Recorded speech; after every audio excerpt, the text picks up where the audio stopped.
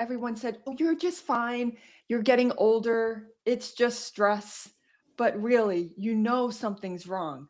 And you get your blood work done and everything comes back normal. And like, no, I don't feel right. You need a Mhm. health detective. And whether it's me or someone else, your body is talking to you. And you're right to listen to those messages and figure out what's going on. That's how you'll get to vibrant health for both your physical body and your emotions, so that you're not only working great and feeling great, but your mind is clear and focused, because that's what we want everyone to have, that wonderful state of vitality. Wonderful state of vitality indeed. And thank you so much for sharing your knowledge and wisdom to the world, Miss Beth. Thank you. And today let's talk about the hidden cause of undress health. How leaders lose their competitive edge. So tell us, let's start with the big picture question. If health is wealth for an individual, what is the direct business cost to an organization when its leaders operate the state of chronic and undressed stress or burnout? I see it all the time. I'm a mechanical engineer. I have led teams and departments and companies and worldwide business. And I see it when my top leaders start losing their edge. This is what happens: they don't respond to emails, they don't respond to clients. Their team says, hey, I've had this with review for a long time and I haven't heard back. And it's because something's going on, but it's not at the crisis level where these people would say, I need to take time away. I need to go get this figured out. Something is bothering me. No, there's brain fog. There's pain in their body. So they're uncomfortable sitting at their computer doing work. There's digestive upset. And they're just not able to keep all the balls in the air that's needed in business. They're not able to focus, and things start dropping. And when things start dropping, then clients aren't happy, your team isn't happy, and you see it in your bottom line. And I've seen this over and over again. And it's very simple to address and start the conversation. And that question is, if you are the leader, ask your team, how are you feeling today? Did you eat lunch today? How's your family? And are you taking care of yourself? How's your sleep? You don't need to be their health coach, but you definitely need to ask about health. It's the most important metric. And when your team is functioning at their best, they feel good in their bodies, their brains are clear, you will have incredible problem solvers coming up with creative solutions, and that affects your bottom line. Yes, indeed. And Miss Beth, we often talk about absenteeism, but what about presenteeism? At the leadership level, how does a leader who is physically present but mentally depleted or emotionally volatile create a more insidious drain on performance and morale? When it's the leader who's doing presenteeism, so showing up to the meetings but not really contributing, showing up to respond to certain things but really not contributing, that sends a message to the whole team that this is all you need to do. This is the bare minimum. And if he's getting or she's getting away with it, then they can too. So it becomes a drain and nothing moves forward. You get a bottleneck right at that leader. So if that's you, take a close look. Do you need to take some time away? Do you really need to rest and recharge? Is there something going on that's bothering you and you feel that you need additional support? Go seek it out. There are plenty of resources in the town where you live or on the internet. with people like me who work remotely, but there's somebody who can help you. You might need someone to talk to, or maybe you need someone to help your physical body, like a physical therapist, or a chiropractor, or a kinesiologist. Maybe there's something that needs attention. And when you're hurting, either emotionally, mentally, or in your body, that makes it hard to show up for work. And that's why you're present. You might be standing in front of your computer or sitting in front of your computer, but you're really not doing the job that you love to do, which is why you're there, is to solve problems and contribute in your own unique way. But when you're hurting somehow, it dampens everything. So the first step is to say, you know what? I'm off my game. Something's not right. I need to figure it out. Yes, you need to figure it out to work it easy for you. Miss Beth, can you break down the ripple effect when a leader is struggling with their health? What is or what are the first visible cracks in their team's performance, innovation, and decision making? The first cracks are complaints from clients because they're not getting responses. They might have meetings where nothing gets accomplished. People show up and they're not aware of all the issues. So clients are quick to say, we need to escalate this. Something's wrong. You're not getting it. And sometimes that's a technical problem. Sometimes there really is a need for additional resources to help solve the problem. But often there is somebody leading that project, managing that project, who is off his or her game, who is not able to summon the right resources, connect all the dots because they're missing things, they're missing emails. So the first thing you'll see is complaints from clients. And then if it gets worse, you'll get complaints from the team. And this breaks my heart because people love the work they do and they want to feel supported and that their work matters. And if their leader, their manager, isn't able to give them the guidance, the support, the technical review, any of that feedback, then they don't feel like they belong. They might feel that they're doing something wrong. They might look elsewhere. And you could lose an important key player on your team if someone's not paying attention and giving them the support they need.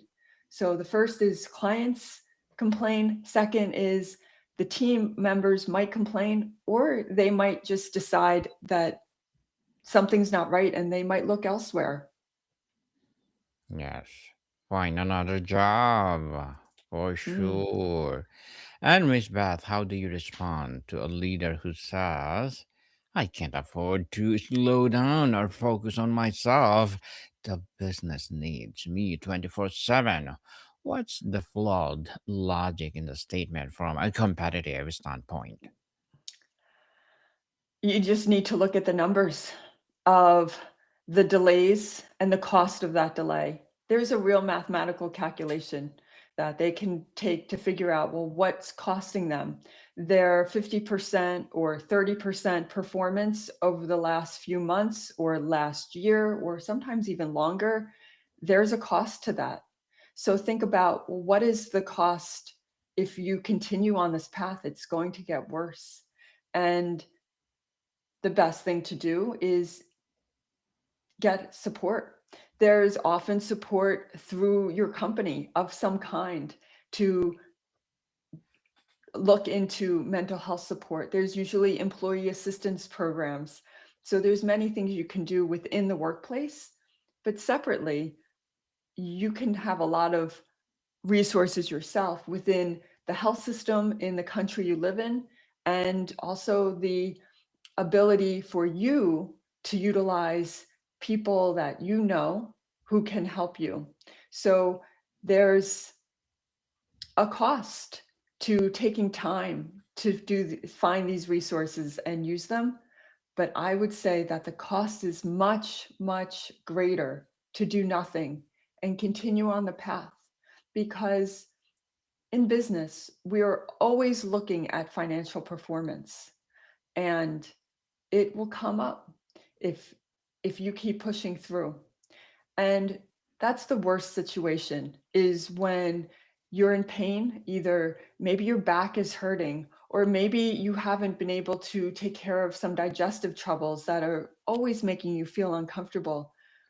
If you let those drive your work performance, it will suffer, and it will come out in the financials. So take the time now, while you're thinking about it, to say, this isn't right. I deserve to feel better. And when you do that, you will get a return on that for your personal life and your business. Yes, I deserve to be healthy. Yeah, for sure. The cognitive and creative toll, Miss Beth. Neuroscience tell us about chronic stress impairs the prefrontal cortex, the center for executive function. In practical terms, what kinds of critical leadership mistakes or missed opportunities stem directly from its cognitive impairment? So when you're stressed because you didn't get enough sleep, because you're not sleeping well anymore, when you're stressed because there's some part of your body, your hip, your knee, your back, that is just always aching, when you're stressed because something is bothering you at home and you have a family situation, it's taking your heart, it's taking your brain power. When you're stressed, you're right, your prefrontal cortex, that part of you that makes decisions, that takes decades to mature, it's not even fully functioning until your mid-20s. There's no Mm. blood flow there. The blood flow is going to every place else. It's going to tend to the inflammation in your joints. It's going to tend to your digestive problems. It's going to tend elsewhere. When you're stressed, you are ready to run or freeze, and all of the blood is in your muscles ready to go. It's not up there, it's not in your brain. So you're not thinking as well as you should be. That means when something happens, you might not consider all of the options. You don't have your full problem solving capacity to think of incredible, ingenious solutions that you otherwise might be able to think of. You might not be able to think of, I know somebody on my team who has done this before and they can help here. Or I've got an idea, we should approach it in this new way. Any of those ideas are gone. They're hard to come by because your brain just neurologically is not functioning in that way. So, what happens is that you react. There's a stress situation, you react like it's an emergency. And pretty soon, everything that comes across your desk, every email, feels like an emergency. You open your email, you panic. There it is, all those unread messages, even if it's something simple, becomes irritating. It's a crisis. And that's no way, that's not who you really are. And so then, therefore, you're not operating with the compassion that you have as a leader, with the critical thinking skills that you have as a leader, because your brain isn't really online. It's too busy tending to your body. Don't do that. If you tend to Yes. your body, your brain will work much better. Yes. Self care, people. Miss Beth, as a health detective, what are your short term and long term goals? Well, short term, I have wonderful clients that I'm working with to make health transformation. And my short term goal is to keep talking about the work that I do. And long term, my goal is that everyone knows that their body wants to heal, and that there's a way to listen to your body and take action, and to take every symptom, every pain, every ache, and know that it's a message. And for everyone to have someone in their life who is willing to listen to that message and figure out what it means. So that is called energy medicine. We're energetic beings. So we've got acupuncture, homeopathy, hands on healing, muscle testing, and digital muscle testing. All of these things and others are a way of working with your body. It's not about looking outside to say, what do I need to put on or in my body to fix it? But first step is look inside and say, what do I need? And those energy medicine modalities are a perfect way to get started to listen and not silence those symptoms. Good luck to your goals, Miss Beth, and looking forward for more success. And what will be your piece of advice for those people out there want to be like you? The best thing is to ask your body what it needs every day. What would be the best thing that your body needs? Not what social media says, not what some business person's morning routine is. What does your body need? So that's my advice is listen to yourself. Is it time to push yourself and go for that run? Or is it time to pull back and do something, some gentle stretching? Is it time to clean up your diet and get rid of some processed foods?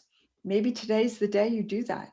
Is today the day that you really have that conversation with someone and set some boundaries so that you don't feel like you're being walked on anymore, whether that's at work or at home?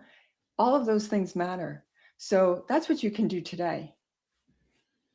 Yes, do it now, people. Stop procrastinating. Do it now. And thank you for that advice, Miss Beth. And can you please recommend a book or books that influence your journey? One of the foundational books that I read a long time ago is by the wonderful, legendary Donna Eden. Her book is called Energy Medicine. It has been foundational in my life and so many other practitioners' lives. Donna has a wonderful gift of being able to see and feel energy, and she was able to document how she did that and the practices of what she saw and what worked with herself and with her clients.